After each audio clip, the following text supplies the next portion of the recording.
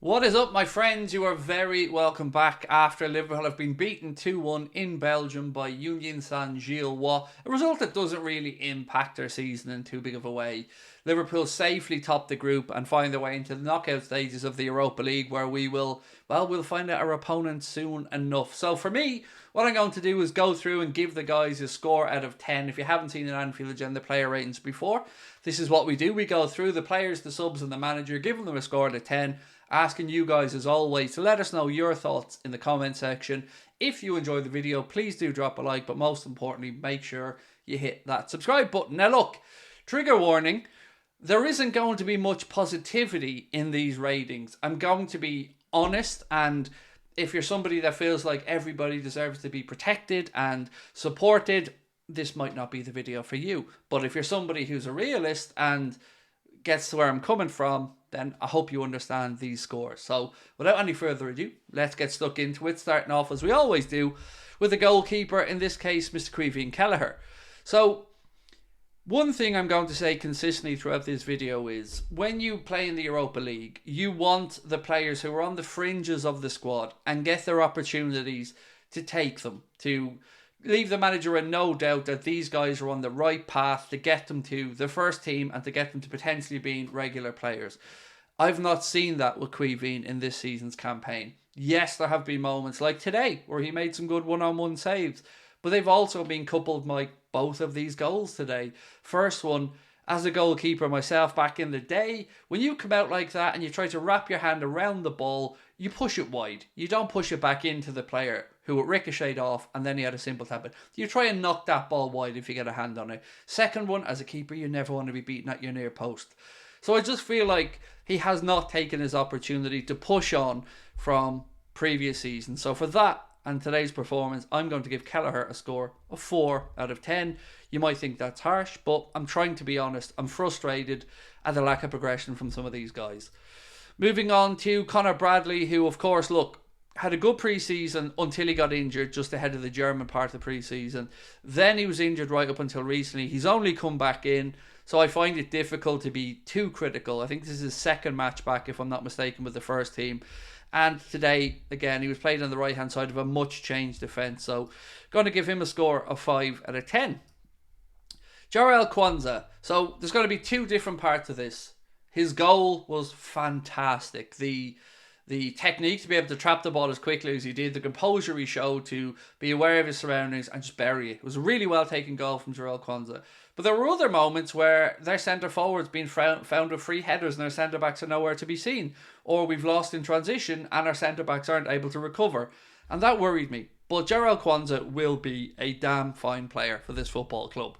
But today, I'm going to give him a score of 6, which is one of the higher scores, by the way. And he gets that 6 because of his very, very well-taken goal. Now we move on to Ibu, who, of course, was taken off at half-time. And I assume that's just to rest him up for the game against United at the weekend. But again, that right-hand side, we were just targeted. And it was so easy for them. They were just attacking wave after wave. We gave the ball away. And we were open defensively all the way through that game. So Ibu was going to get a score of 4 out of 10 because I just think we were pathetic defensively. Just not good enough. On the other side, Chambers, it's been a bit of a mixed bag for him in the Europa League. Look, again, youngster, highly thought of. You might remember he was linked with a move to Leverkusen.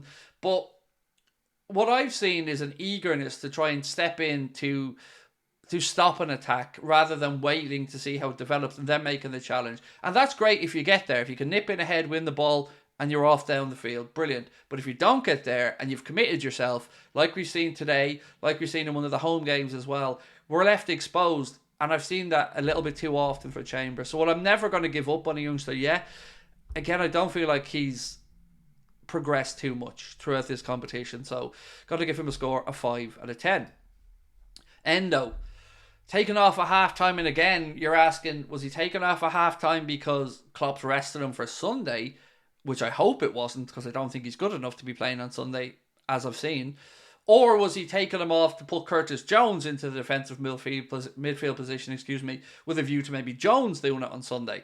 And that's what I think probably happened. So I thought that was It's just not good enough. Again from Endo today. You want to be bossing the midfield in this type of a game, and he just didn't. Look at the second goal. Again, didn't have the chance to get back and track his man, and we conceded. So I'm going to give Endo a score of 4 out of 10, and he really needs to up his levels if he's going to establish himself at all in this first team. Harvey Elliott.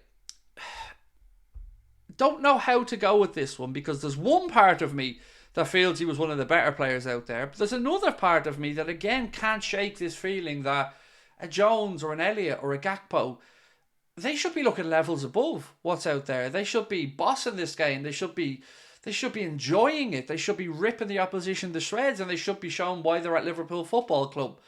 But they played within themselves a little bit. And Elliott was bright today, and he always looks to make things happen. I'm a big fan of his. But today, I'm going to give him a score of 6, which, again, is one of the higher scores for today. Curtis Jones. Where to go? A lot of good stuff from Curtis. Energy level's fantastic. Interested to see if Klopp does play him in the 6 at the weekend. But again, today, as one of the senior players in the team, did we really do much at the opposition end of the pitch? No. Very limited what we actually put their defence through. So the fact that he was in an advanced position in the first half, I'm going to give Curtis a score of 6 as well. Again, just not happy with what I'm seeing from those established players. Ben Doak, probably the most disappointing player for this Europa League group stage campaign. And what I mean by that is not that he's played the poorest or anything like that. We have such high hopes of Ben Doak. We've seen the exciting side of Ben Doak, and we've seen little cameo glimpses of him. But when he's had a chance in this competition, and I know he had a little injury spell when he was away with Scotland, I just don't feel he's pushed on throughout the entire group stage or any game he's played. I can't remember even moments of him getting up off our seats too much. And today that game completely passed him by. And I felt like the last group stage game did as well. So I'm a little bit underwhelmed and disappointed with Ben Doak, who I really thought would have pushed on and shown that he was ready to be at Liverpool and that this tournament was beneath him. So I'm going to give him a score of 4 because I really feel like he was very, very poor today. Gordon, look, so great to see Craig Houlden back. I mean, he's been through a really difficult time with injuries. I mean, 18 months, something like that out. And genuinely, I thought he was okay today. 4 or 5 occasions he receives the ball in a grey area and runs and gets past that first press, and he was brought down and fouled. And I think he should have got a bit more protection from the referee. But I also thought it was very interesting to see that Jurgen put Craig Houlden on his preferred right side and Doak on the left, rather than putting Doak where we'd seen him on that right side previously. So is that an indicator that maybe Jurgen feels like Craig Houlden is the more likely candidate there? I can understand why if that is the case. And for his first game back today, for his first start, I think Craig Houlden can feel quite happy about what he's done. So I think promising signs from him, but most importantly, just happy for him to be back playing football. So give Craig Houlden a 7 today, and I think he deserves it. Cody Gakpo, again, a difficult one. If I'm being honest, I think Cody's best position for us is behind the front three and not as part of the front three. Yes, you could make an argument on the left-hand side, but against United, if he's to start, I would rather it be in one of the 2 advanced midfield positions. Today, I just didn't really struggle. He struggled to get into the game. We did in an attacking sense altogether. We were just not at it. The stats back that up. We really didn't offer much today going forward. So, got to give him a score of 5 out of 10. Ryan Gravenberch, of course, came on start of the second half. Again, I wonder, was Gravenberch getting minutes ahead of the weekend, or was Jurgen giving him minutes to rest other people? I don't know. I like Ryan Gravenberch, and I think he plays better with better players around him in the bigger games, and I've no worries about him moving forward. But today, got to give him a score of 5 out of 10 because, look, let's be honest, we weren't great. Joe Gomez. Big question about whether Joe starts against United. So one thought process is to put Trent into the number 6 position and put Joe at right back. And I've got no problems if that's the case. I think Joe Gomez at right back can do a very good job for us. Today, when he came into the game, though, we were just all over the place defensively. It's hard to pick out any defensive player here and be overly kind towards them because we were just ripped to shreds and it was way too easy. So I'm going to give Joe a score of 5 also out of 10. Darwin. Wouldn't have put him on the pitch today. I don't get why Klopp played him at all. The only real time I remember him having a good opportunity was a ball in from Elliott from the right side. Just a little bit too far ahead of Darwin, but yeah, it was just one of those games I wish he didn't come off the bench. I wish he was rested for Sunday. And the best thing I can say about it is we don't really have any injuries, so I'm going to give him a score of 6 for a little cameo. Scanlon, I thought he could have got some more protection from the referee, but promising enough looking youngster, young Scanlon. Gonna have to admit that I'm kind of new to learning about Scanlon, but I think he did okay for the time he was on the pitch today. Don't remember making too many mistakes. Don't remember setting the world on fire, but then again, as I said, our performance, nobody really comes out of it with much praise. So, got to give Scanlon a score of 6. McConnell, another player who didn't get much protection from the referee, was clattered into and the ref didn't even give a free kick. And that was infuriating for me. That referee today just didn't give anybody any protection out there in a Liverpool shirt, let alone some of these younger players. He looks so young. Young McConnell, he looks so young. And I don't know if his future will be at Liverpool or not. And I don't really know how to rate the performance because it wasn't all that long. So I'm going to stick with a 6 to try and be nice. Now Jurgen Klopp to finish up with. This is a difficult one to gauge because I've no problems with the team he put out. In fact, I may have even gone a little bit weaker.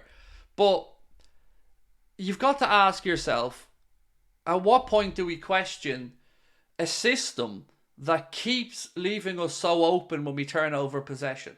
I know you can say, be safer with the ball, protect the ball more. And that's all well and good. But sometimes you've got to take little risks in football. And it doesn't matter who the personnel are. We seem to be so vulnerable in possession. And that doesn't matter whether it's the first team going down to this team today. And I think some things need to be tweaked a little bit by Jurgen. We need to try and, yeah, we're winning games. Yes, we're top of the league. And that's all brilliant. But there's more to come from this group. And I hope Jurgen can get into them over the next few weeks because we can't let this opportunity pass us by. The league title is there for somebody this year. And I hope Jurgen can at least keep inspiring the boys. Because today, whether you say that was a meaningless game or not, ultimately you're still playing for Liverpool Football Club. And none of these guys today repay the manager's faith in them. So Jurgen gets a score today of 5 out of 10 because, well, it was a nothing performance. So I feel like it's a fair enough nothing score to give the manager. So yeah, that's my player ratings for today. But look, it's an irrelevant game. The most important thing is it's more minutes for the kids and experience. There is no new injury concerns for us to think about. And all of our thoughts are, of course, now on Sunday's game against Manchester United. We will be live on Anfield Agenda from 3:30 on Sunday. Hope you can join us for it. Don't forget to drop a like on the video. Let us know your thoughts in the comment section. And I'll catch up with you guys soon. Take care. Bye-bye.